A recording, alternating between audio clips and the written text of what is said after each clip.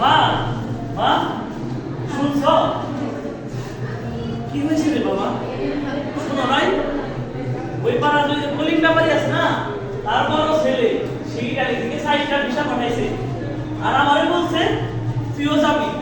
ইটালিতে যাওয়ার পর এত টাকা কামাবি, টাকা কামানোর পর বাড়ি দালান করবি, ব্যবসা করবি, আর তোমার অভাবও থাকবো না। তুমি কি বলো মা? বাবা বাড়িতে আসো, তারপর আমি কথা বলে দেখি।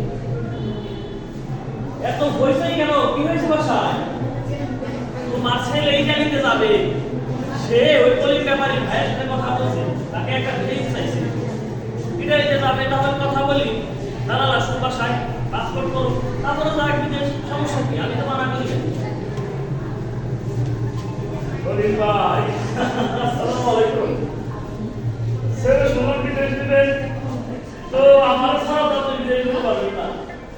আপনার ছেলে যদি বিদেশ দিতে চান 13 লক্ষ টাকা দিবেন। চট্টগ্রাম থেকে সুন্দর করে ভোটে উঠাই দেবো, ওইখান থেকে আরো বড় ভোটে আপনার ছেলে লিবিয়া চলে যাবে। তারপর খালি টাকা টাকা টাকা। কি পাঠাবে?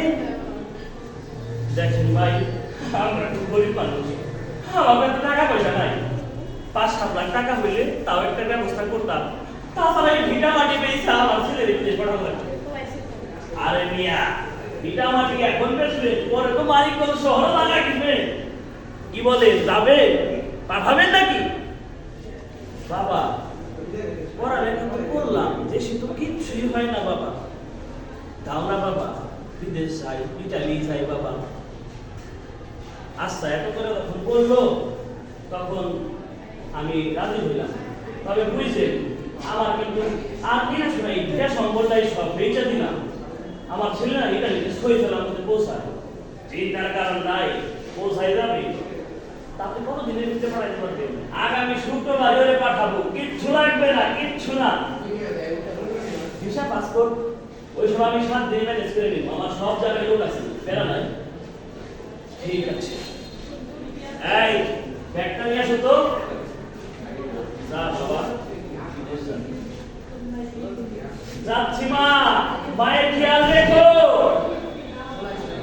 যা বাবা, তোর মাকে আমি খেয়াল রাখবো। আপনি তাড়াতাড়ি যা টাকা পাঠাইস, তোর মায়ের চিকিৎসা করতে হবে, সেই টাকা দিই। এই আগেই যাও, চট করে ওই জলে উঠা বলো। তারপর ওইখানে আমার লোক আছে, তোমার এই লিবিয়ায় নিয়ে যাবে। তারপর তুমি ভূমধ্য সাগর দিকে চলে যাবা। আর দেরি করো না, যাও যাও। গেলে খালি টাকা আর টাকা, টাকা আর টাকা।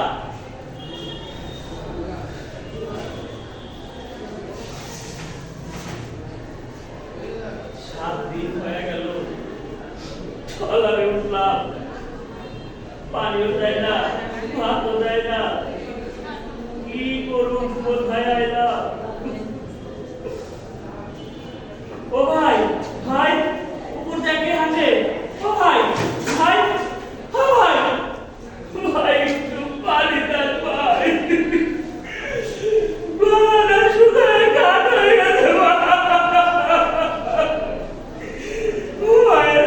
ভাত খাইতাম, মায়ের হাতে পিঠা খাইতাম, মায়ের হাতে কত কিছু খাইতাম।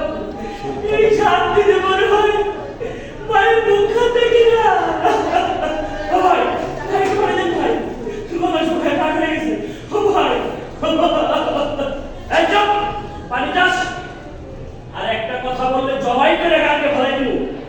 একবারে লাশটাও তোর বাপ মাই খুঁজে পাইব না, হারামজাদা। বিদেশ যাইবা, বিদেশ যাইবা তুমি না? ভাই কি কর? ও ভাই, ভাইরা কি বললেন? ভাই, আমার ভয় লাগে ভাই, এমন করে না ভাই। বাড়ি ঘরে ভিটা বাড়ি চলতেই চাইছি ভাই। এমন যদি তোর ভাই আমার বাপ মারা দেবো ভাই। আরে বেটা, তখন পাচার করা হয়েছে কিসের ইটালি, কিসের ভূমধ্য সাগর। তবে এখন ওই বাড়ি নিয়ে পিকনিক আইটা বেচা ফেলাবো। ভাই, ভাই, আমরা তো ভয় লাগে, আল্লাহ তো ভয় লাগে ভাই, এমন করে না ভাই।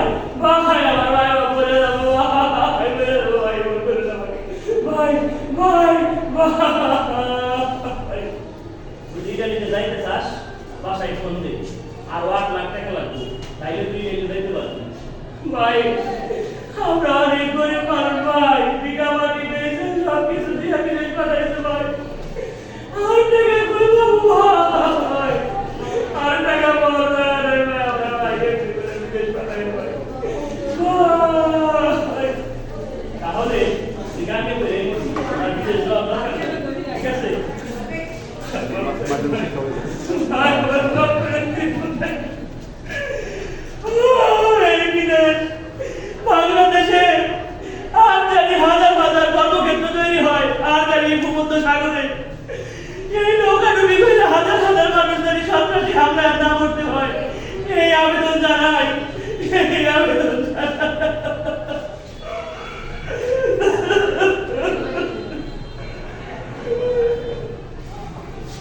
শেষ।